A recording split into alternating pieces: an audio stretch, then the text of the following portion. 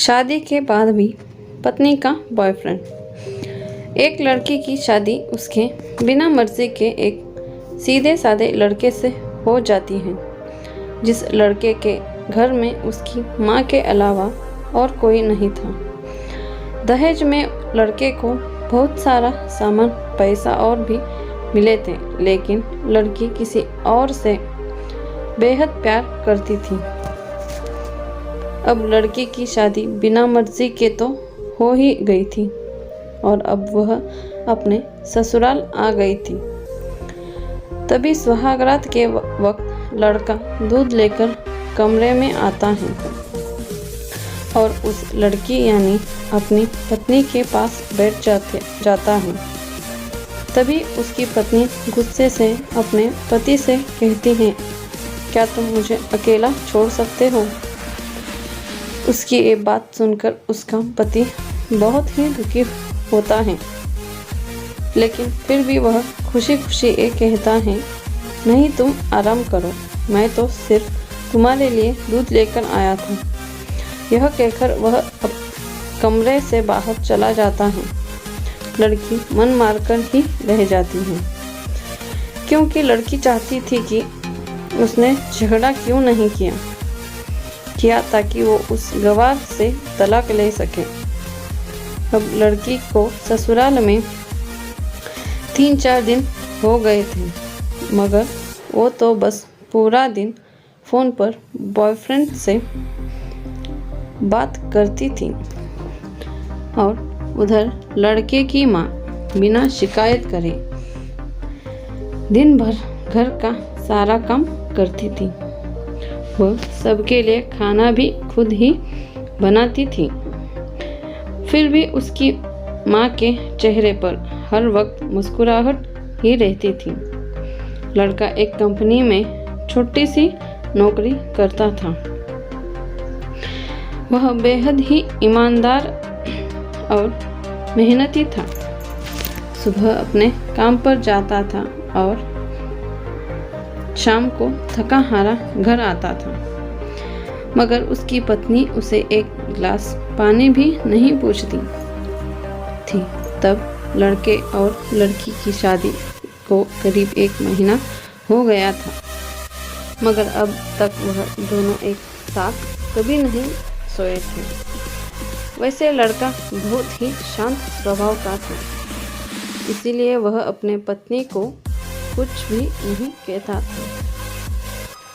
फिर भी वह अपने पत्नी को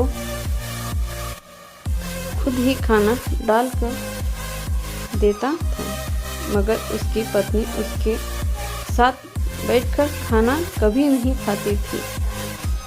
वह अपना खाना अपने कमरे में अलग बैठकर खाती थी।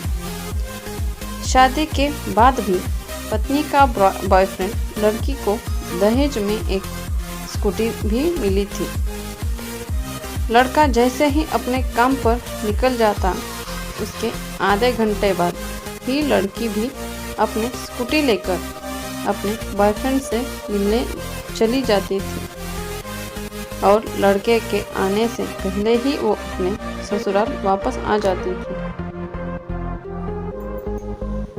एक दिन लड़के की काम की छुट्टी थी और वह घर पर थी, तो लड़की ने अच्छे भले खाने को भी गंदा कह के अपने सासू माँ के उल्टा सीधा कहकर खाने को बाहर फेंक देती है।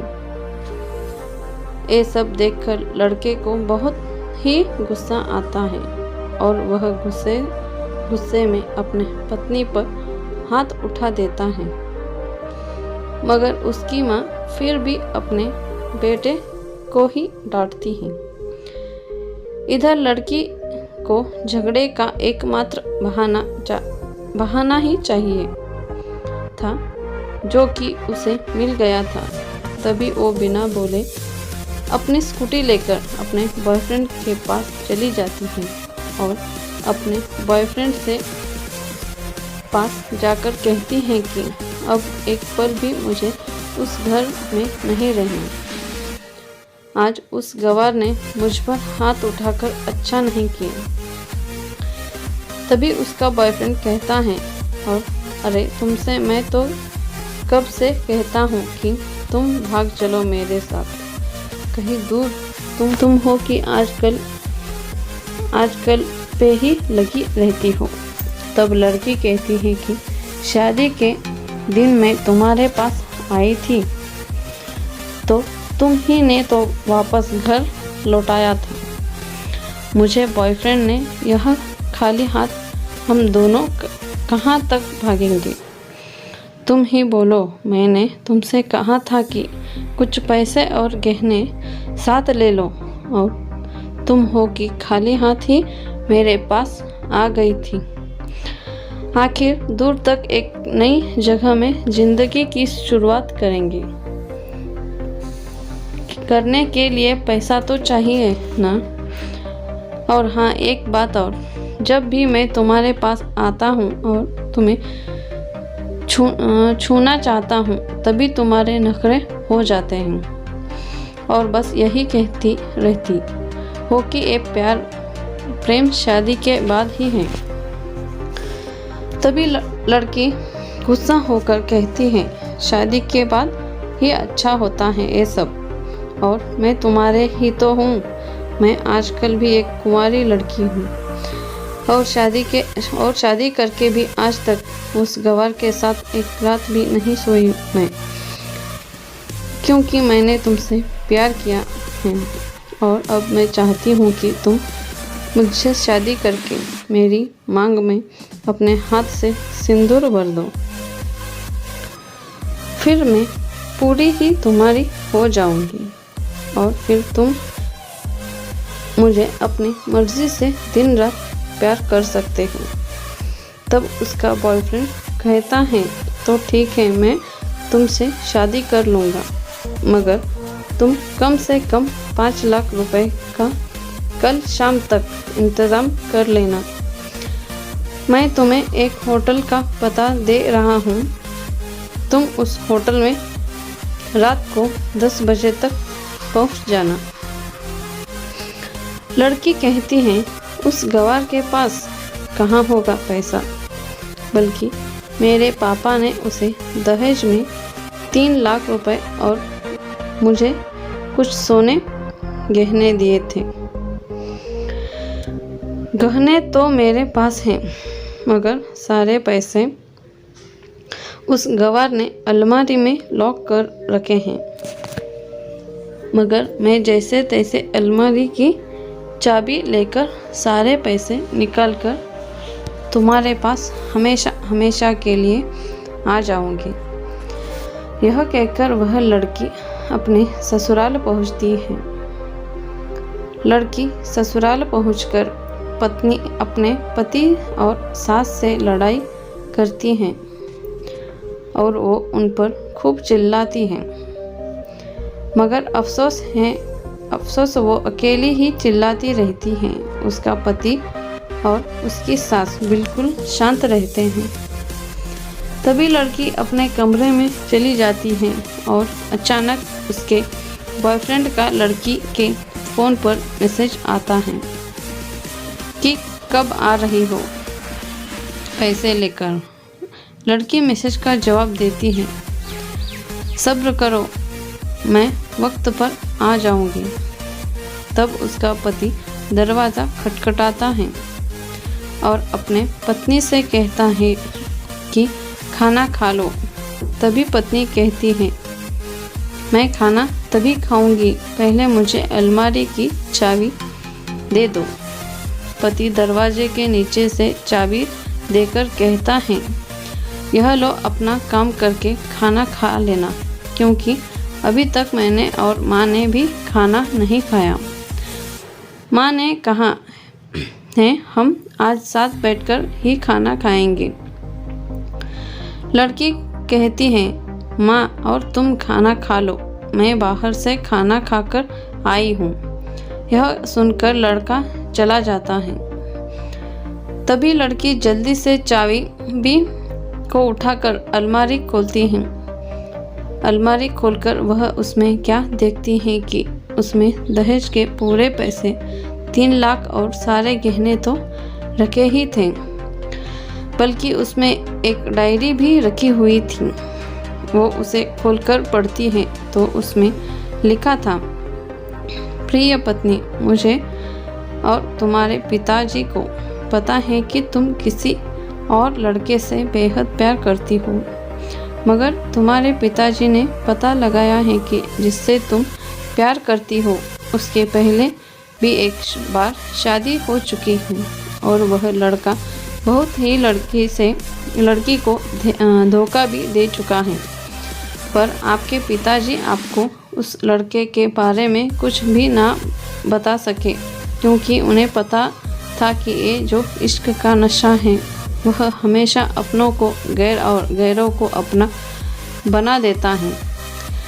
इसीलिए तुम्हारे पिताजी ने मेरे आगे हाथ जोड़कर ये कहा है कि मेरी बेटी का हमेशा ख्याल रखना।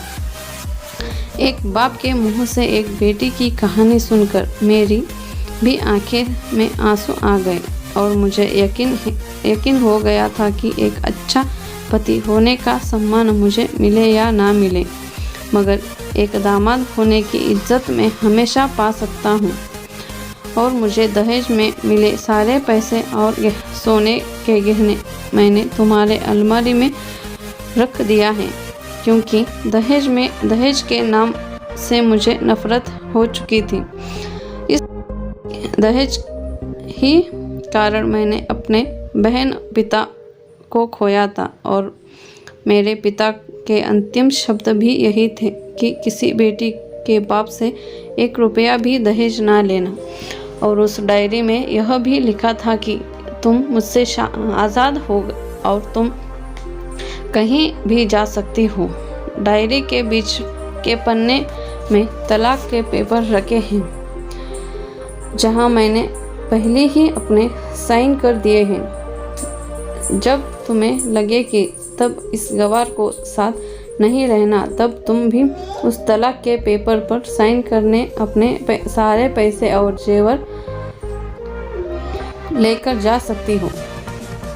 लड़की डायरी पढ़कर हैरान थी और परेशान ना चाहते हुए भी उसके गवार पति के शब्दों ने उसके दिल को छू लिया था। अब वो न चाहते हुए भी गवार पति से अनदेखी प्यार को वह महसूस करने लगी थी। वह फूट फूट के रोने लगी। डायरी में आगे लिखा था कि मैंने तुमसे इसलिए मारा क्योंकि आपने माँ को गाली दी, और जो बेटा खुद को आगे अपने माँ के बेइज्जती होते सहन कर ले, फिर वह बेटा ही कैसा। इसलिए मुझे माफ़ कर देना, क्योंकि मेरे लिए माँ का दर्जा सबसे बड़ा है। ज़बरदस्त और आपके मैं दुल्हन बनकर अपना हमसफ़र बनाने लाया हूँ। आपसे ज़बरदस्ती तभी अचानक पत्नी सबके सामने अपने पति के सीने से लिपट जाती है और उससे कहती है कि अब सब ठीक है, मगर मुझे तुमसे कुछ कहना है। पति कहती है कि कहो। अब पत्नी सबके सामने कहती है, आई लव यू मेरे प्यारे पति। करने नहीं आपको मुझसे प्यार हो ना हो, लेकिन मैं तो अंत तक सिर्फ आपसे ही प्रेम करती रहूँगी। I love you for ever. यह सुनकर ऑफिस के सभी लोग हैरान होकर खड़े हो जाते हैं और ज़ोर ज़ोर से तालियां बजाने लगते हैं। तब पत्नी सबके सामने अपने पति का हाथ पकड़ के कहती है कि अब 1 महीने तक मेरे पतिदेव ऑफिस में दिखाई नहीं देंगे। ऑफिस के सभी लोग पूछते हैं क्यों। तब लड़की अपने पत्नी कहती है, क्यों, हम दोनों लंबी छुट्टी पर जा रहे हैं। पति पत्नी से कहता है, तुम्हें क्या हो गया। तभी पत्नी पति से कहती है, मुझे तुमसे सच्चा प्यार हो गया। ये कहकर वह उसके सीने से दोबारा इस तरह लिपट जाती है जहां वो अपने गवार पति से कभी भी जुदा ना हो पाए। तभी उसका पति बहुत ही खुश हो जाता है और फिर वो दोनों अपने घर चले जाते हैं और खुशी खुशी अपना जीवन बिताते हैं और हमेशा खुश रहते हैं।